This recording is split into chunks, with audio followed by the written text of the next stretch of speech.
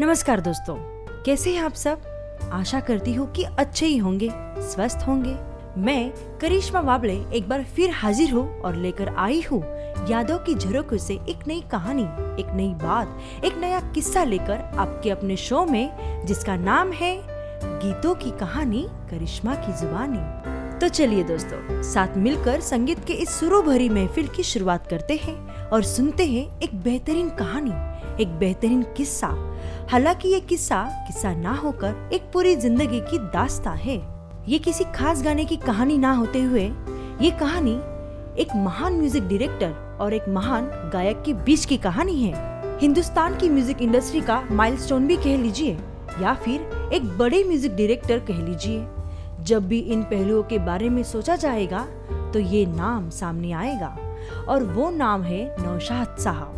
नौशाद साहब की सारी धुनें शास्त्रीय संगीत पर आधारित होती है, फिर चाहे वो फिल्म अंदाज का म्यूजिक हो, मुगले आजम का म्यूजिक हो, गंगा जमुना का म्यूजिक हो या राम और शाम का म्यूजिक हो।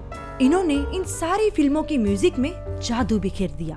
फिल्म दुलारी के संगीत ने तो उस वक्त तूफान ला दिया था और इसीलिए नौशाद साहब को एक कमाल का म्यूजिक डायरेक्टर कहा जाता है। उस वक्त ये भी माना जा रहा था कि नौशाद साहब के दिल के करीब मोहम्मद रफी साहब थे और ये भी सच है कि नौशाद साहब के 70% गाने रफी साहब ने ही गाए थे, क्योंकि वो सारे गाने शास्त्रीय संगीत पर और राग पर आधारित थे और रफी साहब क्लासिकल संगीत में माहिर थे।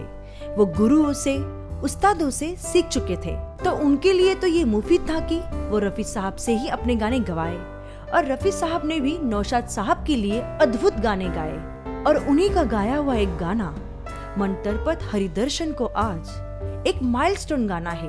और दोस्तों, रफी साहब का गाया हुआ एक और गाना है ओ दुनिया के रखवाले। ये गाना भी एक बेहतरीन गाना था। दोस्तों, इस गाने का किस्सा मैं आप सभी को किसी और एपिसोड में बताऊंगी और वो किस्सा आप लोगों को बहुत ही पसंद आएगा। तो दोस्तों, आप लोग तो जान ही चुके होंगे कि नौशाद साहब के दिल के करीब रफी साहब से ज्यादा कोई भी सिंगर नहीं था। दौर बदला और लोगों ने कहा कि किशोर कुमार से गाना गवाए, लेकिन नौशाद साहब का ऐसा मानना था कि किशोर कुमार को गाना ही नहीं आता। जो गायक सुरीला ही ना हो वो गायक कैसा। नौशाद साहब किशोर दा को सुरीला मानते ही नहीं थे और यहाँ किशोर दा थे जिन्होंने गाने गा गा के पूरी इंडस्ट्री को हिला कर रख दिया था। उनका हर गाना हिट रहा, मगर वो कहते थे कि सबसे ऊंचे पद पर बैठा आदमी जब तक आपके पद को नहीं मानता तब तक आप कहीं ना कहीं अधूरे रह जाते हैं। और ये बात हमेशा किशोर दा को खटकती रहती थी कि नौशाद साहब ने कभी मेरी तारीफ नहीं की। कभी कभी किशोर दा किसी पार्टी या रिकॉर्डिंग के बहाने उनसे मिल भी जाते थे और कह भी देते थे कि दादा मुझसे भी कुछ गवाइए। तो नौशाद साहब बोलते थे कि तू पहले गाना तो सीख ले। ये बात सुनकर किशोर दा ने कभी भी इस बात का बुरा नहीं माना। ऐसे ही धीरे धीरे वक्त गुजरता रहा और किशोर दा भी सोचते रह गए कि कब मैं वो गाना गाऊं और नौशाद साहब मुझे एक सिंगर माने।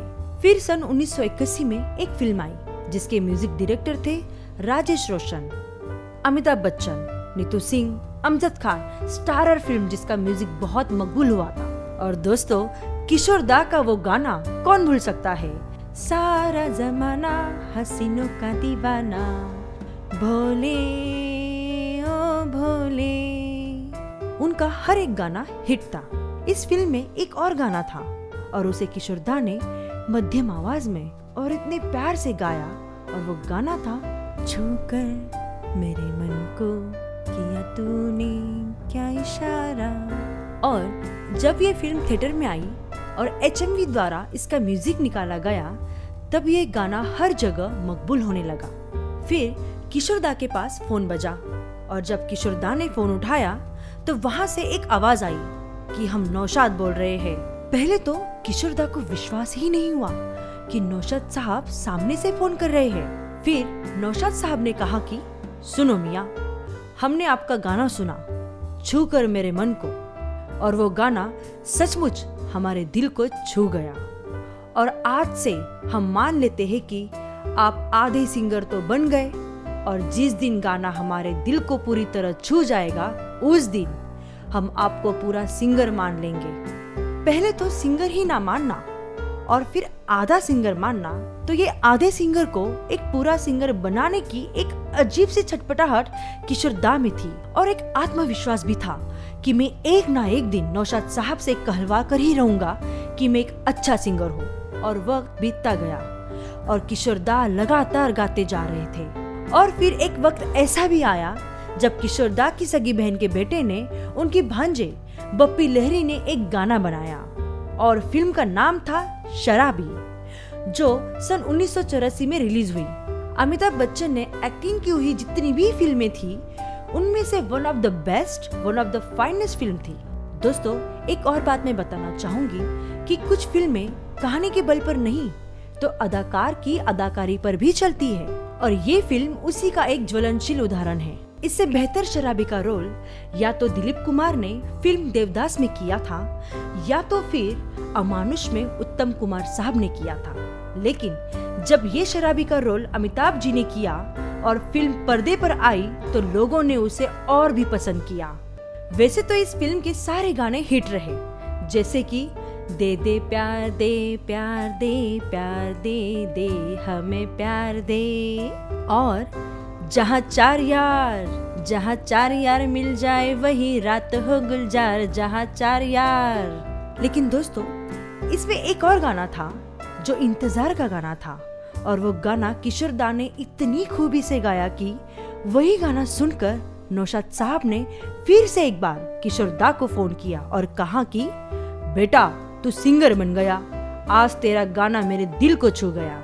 वैसे तो मैं फिल्मों से संन्यास ले चुका हूँ, लेकिन अगर मैंने कोई फिल्म की तो मेरी फिल्म में तू जरूर गाएगा।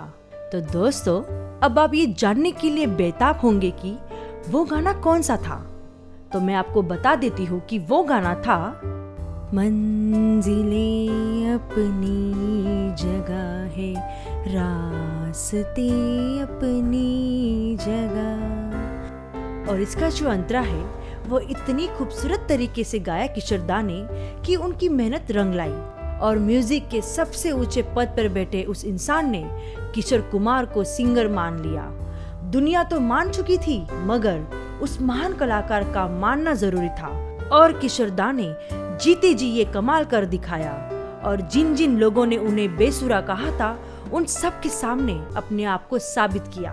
कितने महान थे वो, जिंदगी भर अपने खिलाफ बोली हुई बातों को मुस्कुरा कर लिया, हमेशा हंसते रहे, हंसाते रहे, पर्दे पर आए, एक्टिंग की, गाने गाए, वो जो भी करते कमाल करते थे और वो किरदार भी कमाल के थे। दोस्तों, किशोर दा इस दुनिया में आए, जो भी किया बेहतरीन किया, जो भी दिया बेहतरीन दिया। तो दोस्तों, यही थे हमारे किशोर दा और इनके जैसा कोई नहीं। तो दोस्तों, आज का किस्सा बस यही था। तो हम फिर मिलेंगे अगले हफ्ते एक नए किस्से के साथ, एक नई कहानी के साथ, एक नए गीत के साथ। तब तक के लिए मैं करिश्मा वाबले अभी के लिए आप सबसे विदा लेती हूँ। तो दोस्तों, आपको हमारा ये एपिसोड कैसा लगा आप हमें कमेंट के द्वारा बता सकते हैं और ऐसे ही नए नए एपिसोड्स देखने के लिए हमारे इस चैनल को सब्सक्राइब कीजिए जिसका नाम है करिश्मा हिट्स। तो फिर मुलाकात होगी ऐसे ही नए किस्से के साथ में हमारे इस शो में जिसका नाम है गीतों की कहानी करिश्मा की जुबानी। धन्यवाद।